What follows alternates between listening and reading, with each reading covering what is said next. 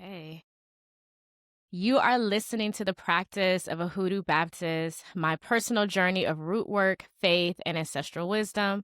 This is where I honor the ones who came before me and share what's been passed down and walk you through my experiences of being unapologetically aligned, covered by spirit, guided by blood. Today, we have a very special guest, Dr. Lindsey Stewart. She is an associate professor of philosophy at the University of Memphis. Okay, girl, where she weaves Black feminist philosophy, Southern identity, and spiritual traditions in her scholarship. Her newest book, Conjuring of America, Mojos, Mermaids, and Medicine, and 400 Years of Black Women's Magic, explores the radical spiritual legacy of Black women. Thank you for coming to talk to me, Lindsey Stewart. Hey, girl, hey. Hi, thank you for having me.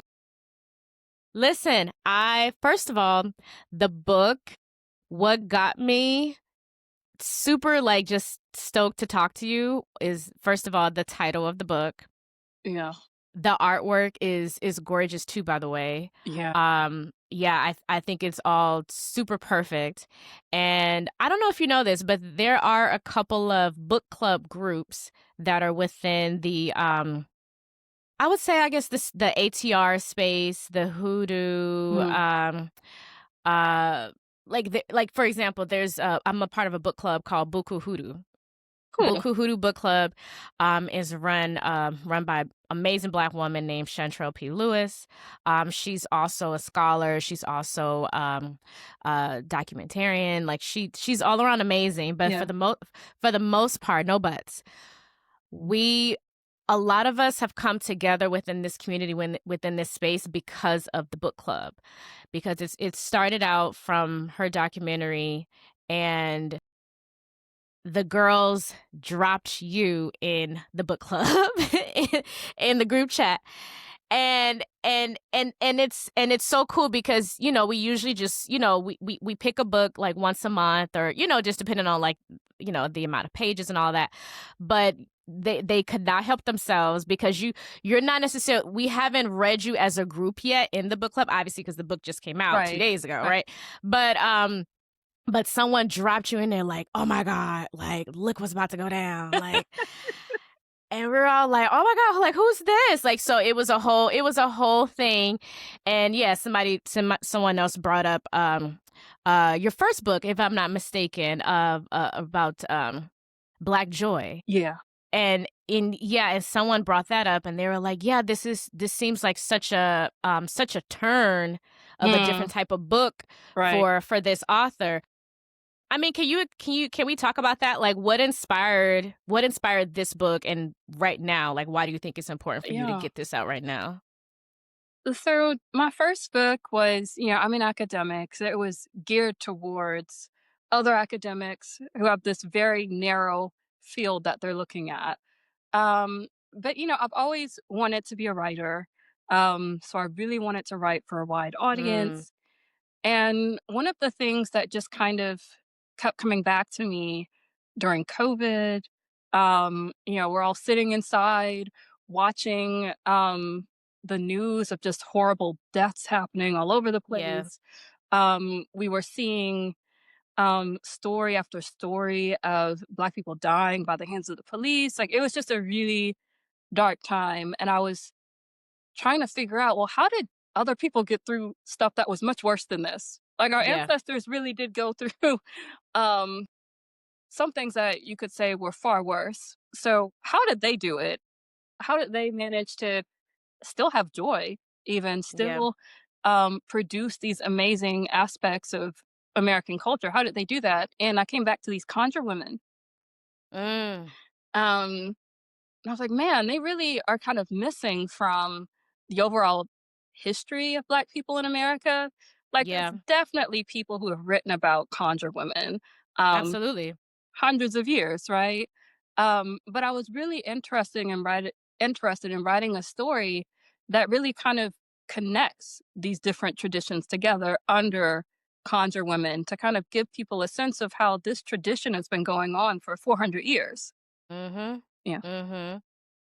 That's amazing because it's for us within the community, and when I say that I mean like for me, for example, my family majority Christian Baptist Mhm. and Black Indigenous on both sides, Creole as well, Alabama Creoles. On my mother's side, very spiritually gifted people, and also a lineage of hoodoo practitioners. Mm. So we have not necessarily um, have always had community outside of the family, Right. and so it's been really cool to see all of us, kind of find each other, folks who practice an African traditional religion or Mhm. derived religion, folks who have conjure women, conjure grandmothers, conjure aunties.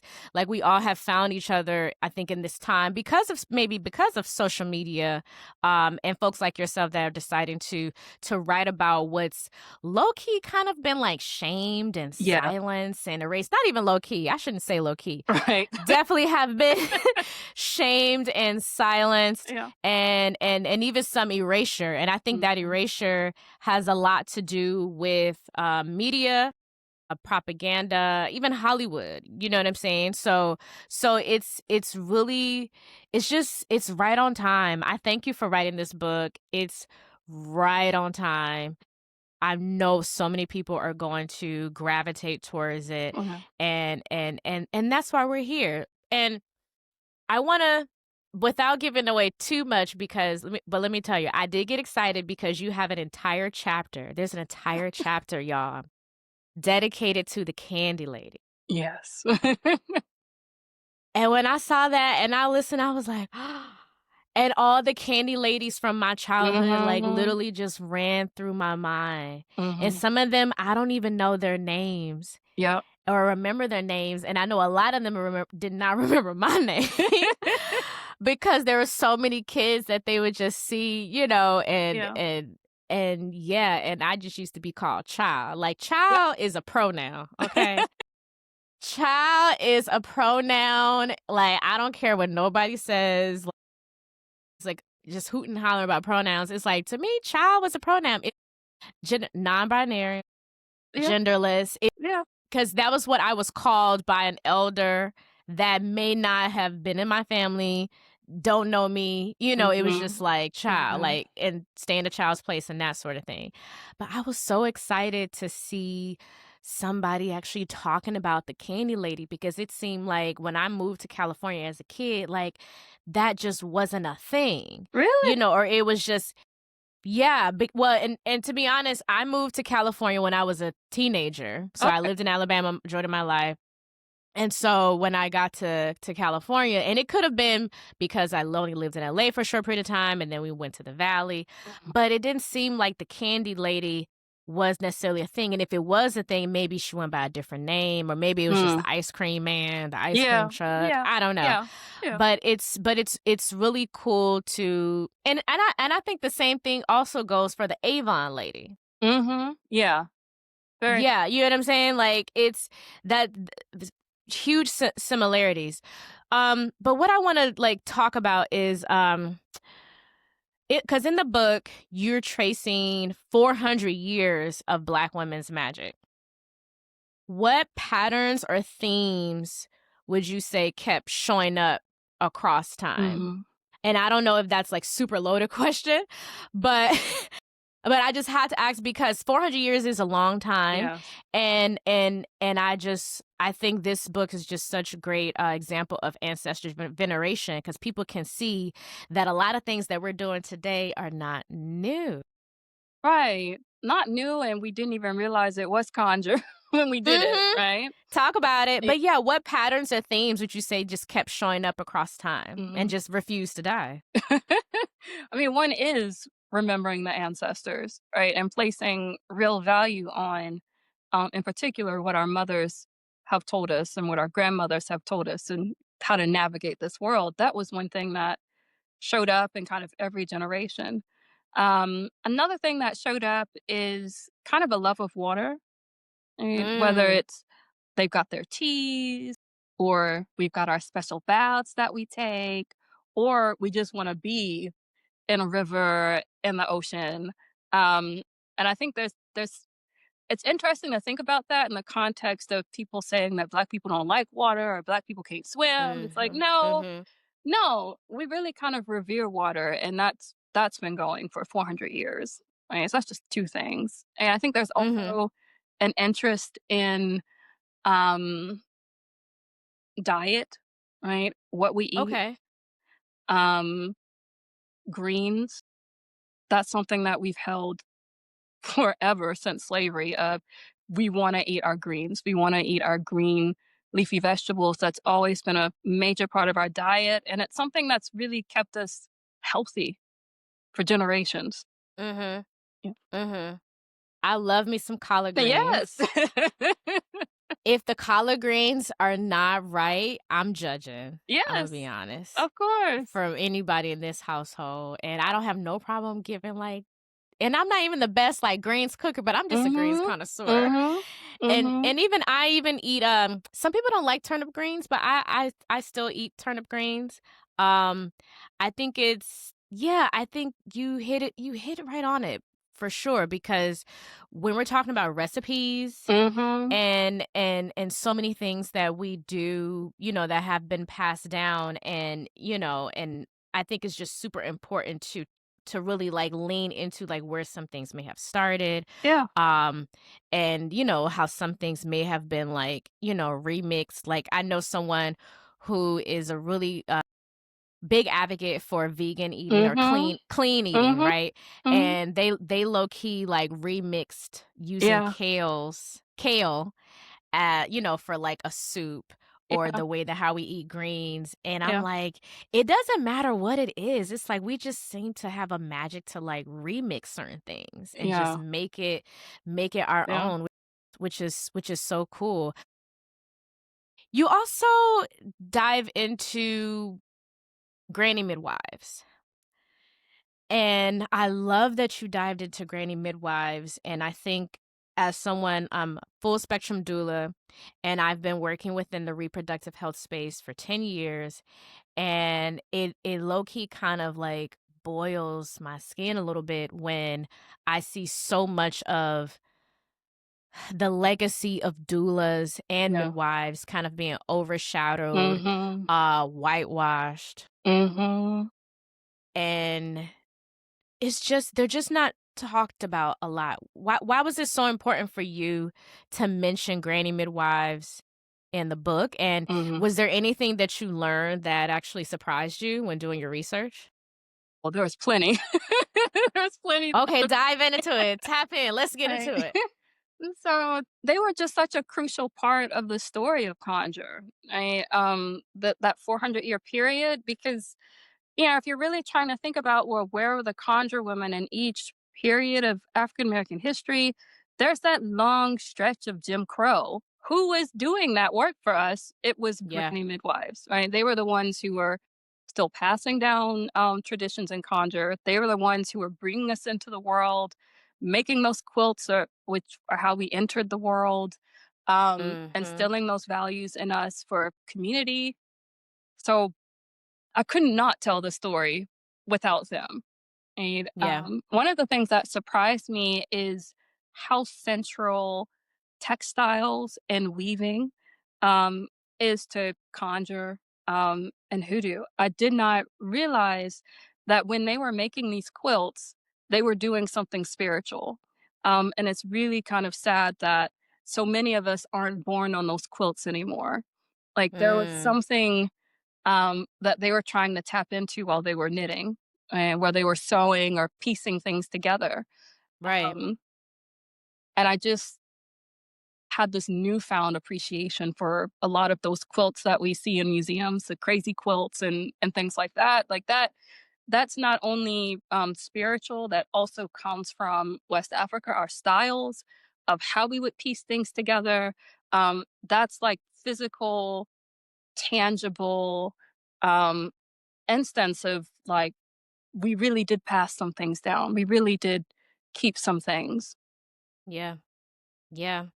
I have told my one of my grandmothers, on my father's side, to keep all of her quilts, Yeah. which she wasn't gonna throw them away, but I think sometimes she feels like, "Nah, I'm hoarding." But y'all be talking shit. But I was like, "No, like, please keep them." And she's like, "Wow, you don't have no kids." And I was like, "But still, like, I want your things. I don't care. Like, Yeah, I just want your things." And, if you've touched it, you've prayed on it, yeah, like, like even just certain cloths that she showed me this cloth that she's had since I was a baby because they didn't do diapers. right. So it was like this cloth that she said that's what was used to basically like make a diaper. And I was like, this is so fascinating and Mm, so cool. And to anybody else, it just looks like, a piece of fabric. But there's so much that's carried within these items. yeah, You know what I mean? So yeah, I always think about that when I'm in museums and I see yeah, quilts. And yeah, it is a spiritual, like, I guess, process because yeah, my grandmothers did a lot of things with their hands. My mother for sure. My mother was more so into doing hair. yeah, So she used which her is hands. also part of it. Yeah, Mm, absolutely. Yeah, because I think that's what it's about, like using your hands. I mean, Um, hair is the first textile. Talk Mhm, about it. yeah, Yeah. Yeah. Let's get into a little bit about your research, or if there was like a personal memory, or even a story. Can you share a story, whether from your research or a personal memory, that felt like a turning point in how you understood Black women's spiritual power? mhm, mhm. I mean, so I think that one of those moments kind of early on when I was just starting to put the book together was, I was really kind of fascinated with how these conjure women during periods of epidemics like yellow fever were able to just like cure these Right. people. And it's like you've got medical doctors who are kind of making it worse because they were using practices like leeching or taking people's Mm. blood, which would kind of weaken them, right? And conjure women had this tendency to use practices that weren't intrusive. So, and a lot of Mhm. midwives too prefer things that are not intrusive, right? So, we're going to give you a tea, build up your immune system, and just kind of Mhm. let you rest, right? Help you build up your energy, or they might even call it ashe, so that you can Mhm. heal. So I was really interested in that, and I found out, looking at a lot of ex-slave interviews, that there were particular herbs and roots that conjure women went to, because the landscape is so similar in parts of the South. Right. And, these women were like skilled botanists. I mean, I always try to tell people if you didn't grow up with this and you didn't have older women in your family telling you pick this herb, that herb, don't go out there and do it because you could die that way. Like, you really need that information passed down, Yeah.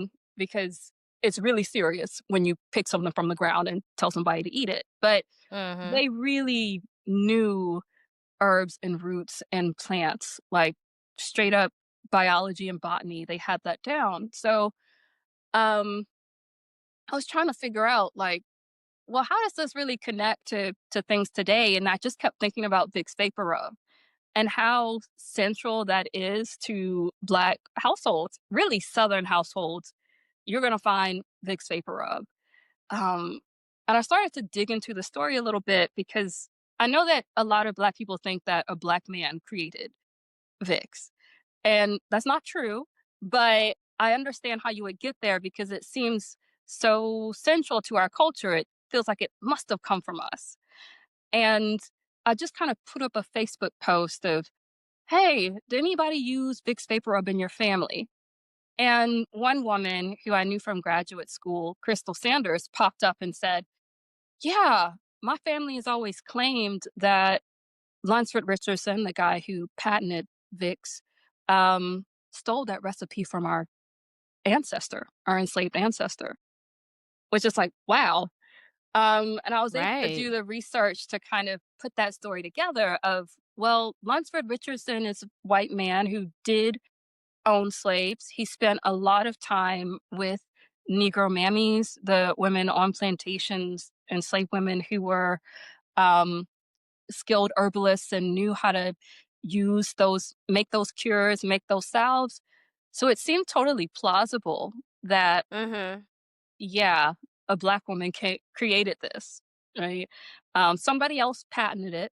Lunsford Richardson patented it, but it's totally plausible that he built that recipe, um, from what, Crystal Sanders' family has always been saying, their enslaved ancestors' recipe. Wow. Wow. Could something change from that in the way and how, like, the rebranding of Aunt Jemima's Mhm. Mhm. pancake mix, right? Mhm. Yeah, because, stories like that always make me angry Mhm. and sad, because we're talking about just a huge change in a family's dynamic as far as, like, Black generational wealth is concerned, Mhm. and for something like that to happen, it seems to be so common, and it's like, you know and I hate when people ask, "Well, why did no one ever say anything?" Or, "Why did Mhm. they not Mhm. fight?" And, Mhm. why? Um, yeah, from doing that research, do you think that something could shift when we're talking about products like that? Especially with today, because there's low key a weird kind of hate with not hate. I don't want to say hate. People get very freaked out about herbalism for some reason nowadays, where it's like herbs are demonized and everybody wants to like run to the doctor, like that's their only option. That's your only option. That's what you should do. The doctor knows best. And and then there's this weird demonization and stigma on herbalism or even holistic medicine. Mhm. Things that we've obviously have been doing and keep things that have Yeah. been keeping us alive for this Mhm. time. Mhm. But tend to be a lot of folks, not everybody, but some people tend to not want to tap into that because they think it's demonic or nothing Mhm. positive is going to Mhm. come from it. Mhm. Yeah, with the situation like from Vicks vapor rub to even like certain figures, because we have some folks like I believe her name is Alvina Fulton, who was a big vegan. um I hate to call her a female Dr. Sabi, but it's almost a bit equivalent, because she saved a lot of people through educating them about clean eating. Um, Dick Gregory talked about her a lot before he passed away. And I want to say also Sidney Poitier mentioned her as well. Um, but for some reason, they said that a lot of Black folks didn't really want to listen to her because she really wasn't into like the commercialization of what she was doing. She just wanted to educate folks. You come to her, you're sick, you're trying to lose weight. She was really big on diet, and she might have told people what to do. Um but yet, because she didn't have something packaged with her name on it, because she didn't have, a commercial, it wasn't labeled a certain way, folks was just like, whatever. But instead, they would go and buy a Vicks vapor rub and just Mhm. buy something, as Mhm. opposed to like just ingesting her mullein leaf that she Mhm. might have said for someone Mhm. who had uh pneumonia, because that was a big thing. Why do you think people are not really listening? Like, Mhm. will we need some type Mhm. of shift to happen? Like, what do you think could possibly happen for folks to really like tap into the true magic of Black women that's been Mhm. there for years? Mhm. I mean, it's complicated, right? This is partly why I loved the story of Granny Midwives. I really feel like they were that. I mean, 2 generations of them really. were kind of, altering the tradition. So there were some things that they would use Vicks sometimes, and sometimes Mhm. they just make their own salves, right? Yeah. Um, and I just love how open and flexible they were of just, um, and I try to, you know, not just with medicine, but also with religion, the story I'm trying to tell is that our ancestors didn't didn't always feel like they had to choose, right? A lot of times you can put some things together, you can supplement, right? So Yeah. by all means take the meds that the doctors give you, but also you can use your herbs if you want to use your herbs too. I mean, some things you can't mix together, so definitely do some research. But Absolutely. you know, what I try to tell my students is sometimes it's a matter of degree and kind of what you're suffering, right? So I have really bad menstrual cramps, right? There are Mhm. times where if I want like just immediate quick relief, give me that ginger tea. That will just kind of soothe things. I feel it immediately. But sometimes I need something stronger than ginger. I need a leave. Right. And I'll just have that and I'm good for 12 hours. Right. I don't feel like I have to choose a Right. leave or the herbs, right? I do think that there was an education that was lost when we moved from the South, moved from plantations, didn't have the same access to the land. You're Mhm. talking about generations of women who were enslaved, who their mothers, their aunties would take them out into the woods and they were able to identify these plants and how much you needed. I mean, you really have to be exact. Like, do you need a leaf? Do you need two leaves? Right? That sort of knowledge had been passed down for generations. And then all of a sudden, we don't have that access to the land. That knowledge is lost. And that's why I say it's complicated because it's one thing if you grew up in a family of hoodoo practitioners, right? There's people who kept passing that knowledge down. But if you're really new to this stuff, please don't go out there into the woods and just pick up something. You could be picking up mushrooms that could kill you, right? Mhm. That part. That part. That part. And that's so real. How can younger generations, because there right now there is a shift has happened Yeah. for sure. Yeah. There's a lot more folks who are not necessarily demonizing every single thing about their ancestors. There are folks Mhm. who are recognizing that their ancestors are important, and they are venerating them. I think a lot of people are also reclaiming, parts Mhm. of their lineage for sure through learning about African traditional Mhm. religions or derived religions, finding communities, reading books, Mhm. um Mhm. and maybe even tapping into their own genealogy, just really reclaiming that. How can younger generations reclaim this magic? Let's just call it magic, because I think that's truly what it is. How can they reclaim this magic without falling into commodification Hmm. or even romanticism, Yeah. Yeah. or worse things? I don't know, like Yeah. what's worse. What could go wrong? What could go completely wrong? Because we really don't want people, we definitely do not want people going out and just picking up something and just eating it, or putting it, in a yoni steam and putting it in their vagina. We don't want these things. We don't want it.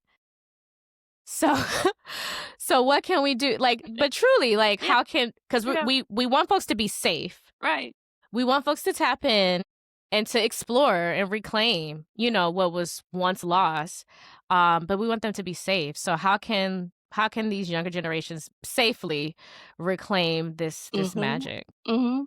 I mean, some of it is just also finding the right nurse practitioner or doctor who will advocate for you, listen to you, talk with you. That's very hard to find, especially for Black people in this country. Yeah. But if you are able to find one, that's a great way to start. Um, it's also really hard to find Black doctors, but when you do find them, they can be really amazing. I've had some really help me with some issues. I think also reading a lot, which is hard because Um, I feel like we're in a moment where it's really easy to just kind of click on sites, but it takes more time and energy to pick up a book. But Uh-huh. um, if you kind of want to know more about our ancestors, you got to read, because a lot of that stuff, um, you might not be connected to those communities that have the stories. You might have to pick up a book to find out. Um, I think another thing that's also really helpful is, um, remembering that there's no reason to feel shame about the things that our ancestors did to survive. I think that's probably where the journey really begins, is kind of sitting with all the ways that American culture, American society has tried to make us feel ashamed of our Yeah. ancestors, right? And you Yeah. really have to work through that, to get to, how can we properly honor them? Yeah.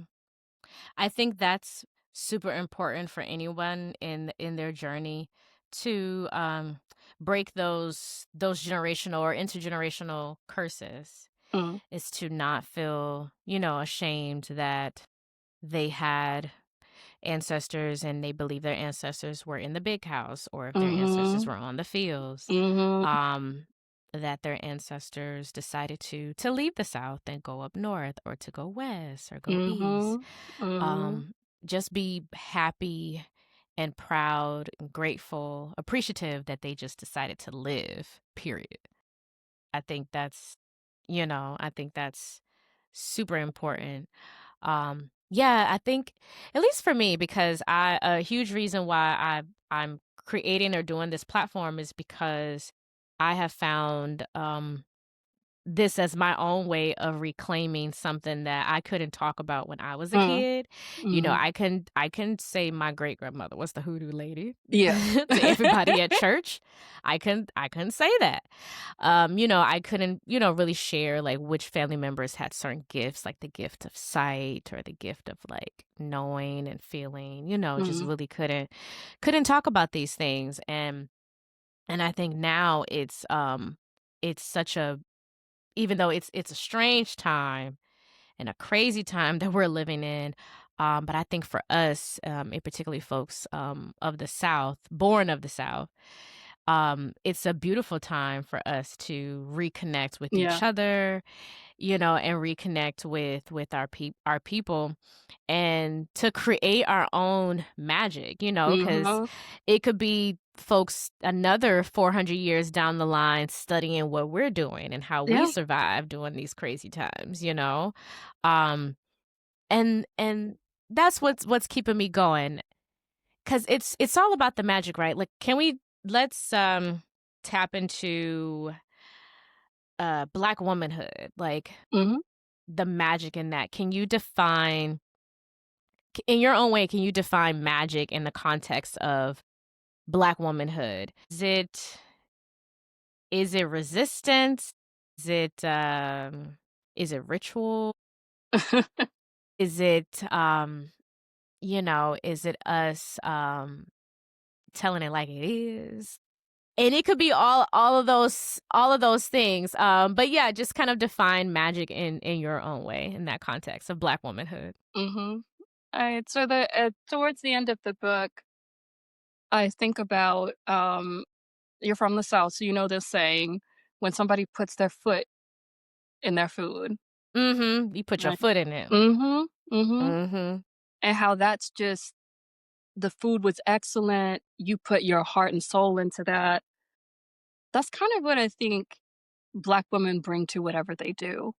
It's this Mm. sort of excellence in whether it's doing hair or dancing or singing or, you know, making herbal salves, right? There's this something special that we bring to it that's hard to define, that um is also hard to replicate. And I think that whatever that something is comes from generations of conjure that's kind of seeped into our culture, um, as Black women, right? So yeah, black women put their foot in whatever they do, and Right. that makes us stand out. Absolutely. And there's nothing like being one. Hello. Hello. There's a nothing like the real thing. Which is why I don't really trip over when other people, non-black people, Mhm. do things that black women do or try Mhm. to replicate, Mhm. because I know I'm the real thing. Like like there's no reason to trip. I'm flattered. Like, that's cute what y'all are doing. Okay. Like, all right, I see it. Whether, it's how we talk, how we Mhm. walk, Mhm. how we wear our hair, how we wear our makeup, how we kind of like we drip in jewelry or do our Yeah. nails. Yeah, it's like, Yeah. okay. We've Like always this. been at the forefront of American culture. We're the movers and Mhm. shakers. So yeah, people wanna do what we do. Absolutely. And even though cuz what we do every day for a lot of us is sacred. Mhm. And even sometimes like we can't even explain it. Mhm. It's just we just do it. Is there or what would you say is like the relationship between the sacred and the everyday for black women? Mhm. Mhm. Yeah, I mean, I think for us, I mean, one of the things that I loved with working through these different things in the book, in The Conjuring of America, it seems like we brought that sense of sacredness to whatever we were doing. Yeah. So, every day was sacred in a sense. So I really like this thing that people used to say about, Leah Chase, the woman who ran Dookie Chase for a long Yes. time. They would Yes. say that when something like when Leah's in the kitchen, she's praying. Mm. And for her, part of what it meant to pray is to be at that pot cooking. I'm like, that Cooking. there is something about how Black women relate to crafts that is like that. I definitely felt like that when I was writing the book. When I'm at my typewriter, banging this manuscript out, I'm praying. I'm communing with my ancestors. It's To me, it's all conjure. So like with Leah Chase, her cooking, that Mhm. was that was conjure at finest. Yeah. Finest conjure. And I'm jealous of anybody who actually had her food. I can't stand you. And no, I mean we know obviously you can still go to the restaurant in Yep. New Orleans. Please go, Dookie Chase. It's amazing. Mhm. Um, but I'm still jealous of you because 'Cause it's you not the got same. yeah, because Uh, it ain't. Thank you. And it's no disrespect. It's no shade to whoever up in there cooking. We love you. it's still Okay. excellent. It's still excellent because it's still her recipes. Right, right. They still got it down packed to her the spices she wanted, just the right amount of salt, Mhm. whatever. We know she still run that thing. Yeah. We know this. May she rest, but we know she still run it. Yeah, like I love what you said because to me, yeah, it's conjure. Like where do you see conjure showing up in places that we don't name as spiritual? Like for example, for me, it's the hair salon. Oh, definitely. The hair salon, which I get a little sad about it because there's not as many hair salons as it used to be. Mhm. And the thing also is like the culture of black women in hair salons has changed because there's so many women who do hair at home Yeah. safely, and also wait for them to make money, especially for braiders, right? Oh, yeah. Braiders and Yeah. locticians like Yeah. myself, like we might show up in the home, and even though like I want the girls to get their coins, Yeah. I still miss that Yeah. sanctuary in a hair salon, and I felt like there's so much going on in that space, where, nobody might have called it hoodoo or even conjure, but to me that is an example of conjure showing up in a place that we may not, name as spiritual. So what about you? Do you see any Can you think of any, I mean, I know you agree with the hair salon, but can you think of any other, like, spaces Mhm. to give, like, an example or just expand on that? I mean, with the hair salon, right, I think a lot of Black people for many, many years, believe that part of your soul is in your hair. Mhm. Literally, having people put their hands in your hair is messing with your inner being, you know? Um, I think that's why when people go to the hair salon, or at least when they used to, you kind of Mhm. got your whole life together in there. You're Yeah. sharing your soul with your hairstylist. Your hairstylist is pouring back into you. It's really beautiful. Um, I don't know how much that's still happening. Yeah. I think the Candy Lady's Kitchen was another place where, at least for me, conjure showed up, because my great grandmother was a candy lady, and you could get, I mean, she made her own salves, right? Which was, they were like Vic salve. um, and she didn't do this to me, but she did this to her children, would wrap, a bag around them that stank, and make them wear it in the winters, right? So a lot of that you would get at the candy lady's house, in addition to a very nice meal like greens. Um, I think another place where conjure is showing up actually is social media, right? Because Talk about it. there's so much that's I just love seeing so much being exchanged between Africans and African Americans in real time, just through, Yes. like, TikTok or whatnot, right? We're learning about hairstyles, we're learning about, textiles, we're learning about so many things, and we're not only learning from them, they're learning from us too, they're taking stuff from us. It's a really wonderful exchange. So I think that's one place where it's definitely showing up. Mhm. For sure. Yeah, it's like I mentioned, it's bringing a lot of us together. Mhm. I think it also gets a little messy. Yes. Real talk. So it gets a little messy. We're also in mixed company. Yeah. Yeah. They can see what we doing, they can see what we talking about. So that I think that can make it a little complicated. But however, I would take, the positivity, Mhm. from it, because I think it is, in the end it does educate those who need it. Mhm. And I think whoever needs the message, it's gonna reach them for sure. And yeah, and we're finding more community.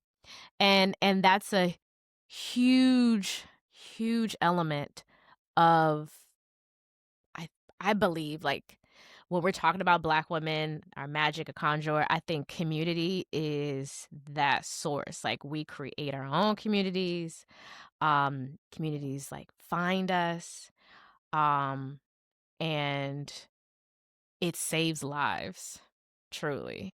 And I think, from digital to in real life, when we're creating communities, I think that is, like, ultimately what we're doing. Like, we're coming together, we're saving lives, we're passing down recipes. Yeah. Uh-huh. What Yeah. if we're talking about spells or, like, hair products, Yeah. Yeah. all of that. Like, it's all about us building communities. I wonder. With it, Oh, go ahead. sorry. No, go ahead. One of the things I've been, like, thinking about is, like, how we'll go on brunch on Sunday, Mhm. right? We'll, like, skip church and just get a bunch of Black women to go to brunch. I'm like, is that like new church? Think so, because I mean, I think it also works for a lot of us who may have left the church for whatever reason, Yeah.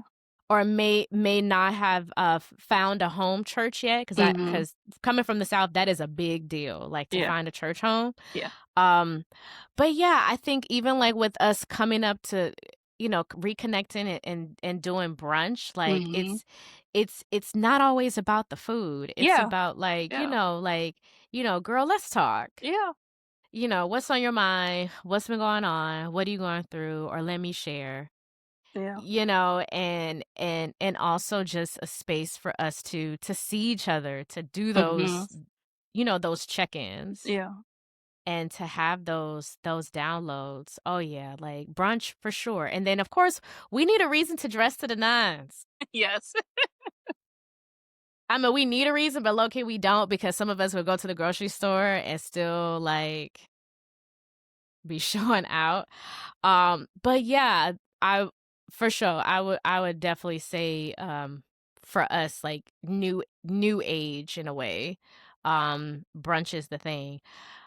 So what I was gonna get into when we were talking about like community and the digital space and how that's like another space for us Mhm. conjuring, especially from folks of younger generations coming up. Um, a lot of there's always a lot of discourse around like money. Mhm. Black women charging for their services when it comes to magic. Mhm. Charging whether they charging too much or the fact that they are even charging, period, for whatever it is that the service is. And this could be for my girlies who are, tarot readers, Mhm. um, Mhm. psychics, mediums, Mhm. for those who may be writers, Mhm. storytellers, hairdressers, everybody across the board, all of us across the board. There's always this. I always see this weird thing as, but I guess okay. I'll be specific. Like narrowing it down to those who are within the space of providing services centered on conjure. So like Mhm. our readers, Mhm. you know, Mhm. and yeah, and it's almost like folks don't want Black women to charge them for that, or there's this kind of push for even for my Black women who are activists like myself, like, Mhm. "You're an activist, why are you charging to speak at a Mhm. panel? Mhm. Mhm. Why are you charging to, for your presence Mhm. essentially and for you Mhm. to kinda give Mhm. us to consult, with us Mhm. on what we should do." And I love to use Auntie Caroline Dye Yeah. as an example because legend has it she did not charge for her services. Yeah. And I totally understand why she may not have charged for her services. And even though she may not have said, okay, that'll be $8, $40, whatever, people still poured back into her Mhm. Mhm. through money. Mhm. And I think also essentially like took care of her, Mhm. whatever she needed. So for me, I like to use her as an example because even though she might have felt in her soul and her spirit like, no, these are my people. I know they ain't got it. Like, Mhm. just Mhm. and it could it could Mhm. it could have been like a where she was just like, oh, just give me what you just leave what you Mhm. got, child. Mhm. Leave the wooden nickels, leave the dollar, the cent, whatever it is. She could have just Yeah. been like, yeah, just give me what you got. It's not that deep. And that's totally fine. Um, I like to use her an example because I think that's so beautiful, and that could have been her calling what she felt in her spirit. But I tell my sisters, don't feel bad for charging what you're charging, and your price is your price. Please do not feel bad about that because we have a whole lineage. You have a whole lineage of ancestors, women, particularly Black women, where they could not charge anything because the law prohibited them from Mhm. charging whatever they want Mhm. to charge.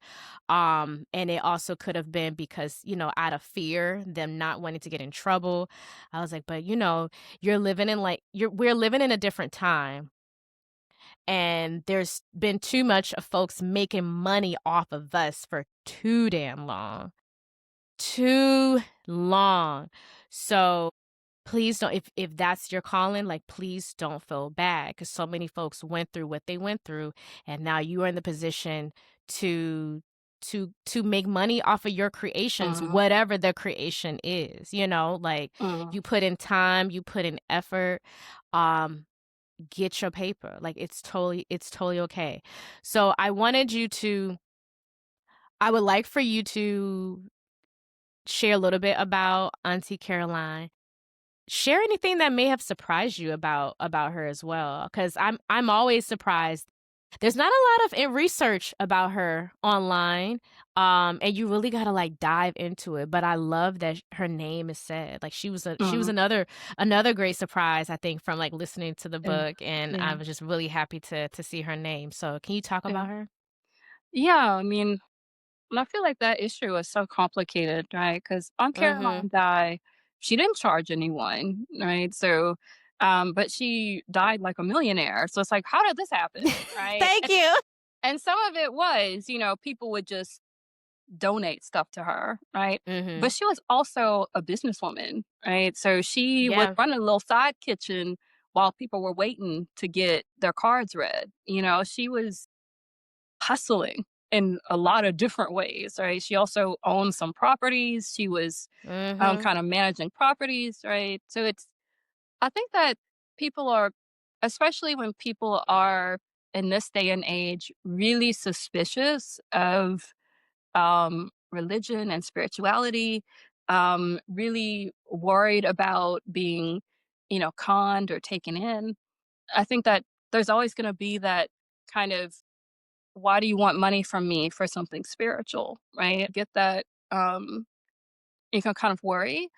Um, but I also can see how, I was reading stories about midwives, granny midwives, who they were Yeah. really in a hard position because they felt like they were called by God. So they did not need to charge people. But then you would have, granny midwives talking about, um, you know, Black people in their community ducking them because they don't want to give them any money.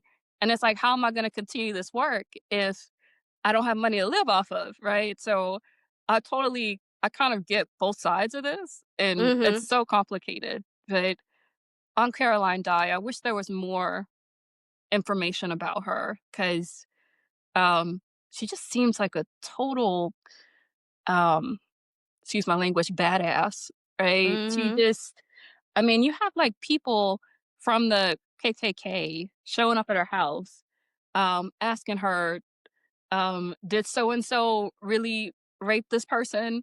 Because we want to make sure we got the right person, right? And Yeah. she wouldn't give out names. She would just like, string them along until they got tired of asking her, right? She was in a Mm-hmm. really weird position with that time period, but she died a millionaire. Like that's just insane. Yeah, for a woman of her time, Mhm. you know? Yeah, and I love that. They would attempt to use her as, like, a tool of Mhm. white supremacy, like, Mhm. use her word to lynch another Black Yeah. person, Yeah. and she knew that, Mhm. obviously, Mhm. and Yeah, trolled them hard, basically. trolled them hard, and, yeah, I appreciate your response, 'cause I think that's beautiful that you do see both sides. And I think for me, I've seen both sides and I've felt both Mhm. sides. And Mhm. um I think especially with like there's all this pressure to participate in capitalism and Mhm. so much pressure to also monetize everything, Mhm. even your Mhm. talents, your Mhm. hobbies. Mhm. There's so much pressure and I think it for me, it stings a little bit when it's your own people, your own Mhm. community Mhm. trying to take advantage, Mhm. and not pouring back into you, which is why I Mhm. think she's such a great example because, yeah, she was an entrepreneur, did her thing, made her money, and may not have charged for certain services, but the people still pour Mhm. back into her. So it was like the community currency meant more Mhm. than, Mhm. her making dollars, essentially, even though she ended up making Mhm. dollars, but Mhm. that wasn't her focus. So I think, yeah, it's all about, like, intention too, for sure. If you had to so for my last question, we're gonna dive into, mojo bags Okay. really, really quick. If you had to name one item, whether it's a literal item or symbolic, that you carry in your own mojo bag, what would it be? I don't carry a mojo bag, so I can't. But if you But come on, play along, play but along. there are some things that, I remember watching this documentary. I think it's in our mother's gardens. It's not the book, it's actually a documentary that, I think is on Netflix.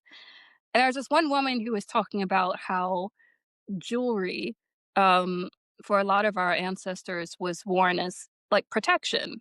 Like, Oh, okay. it's at Yes, it's at the point pressure points, the pulse points, right? Your neck, your yes. right? So there is one necklace that I wanna keep on me all the time, and it's got a Mhm. mermaid on it. Oh, Yeah. amazing, Yeah. amazing. What what do mermaids mean to you?